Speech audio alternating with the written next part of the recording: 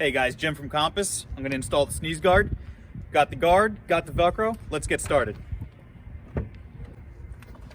I'm offering the guard up to determine which holes to use. When I start the Velcro, move in from the front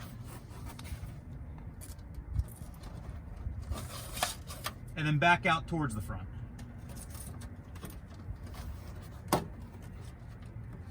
Once the Velcro is through, pull it tight. Lift your headrest.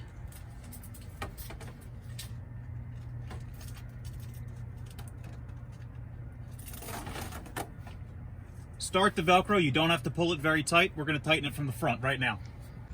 Come around front. Do a final tightening. Align the guard. Drop the headrest, and you're done.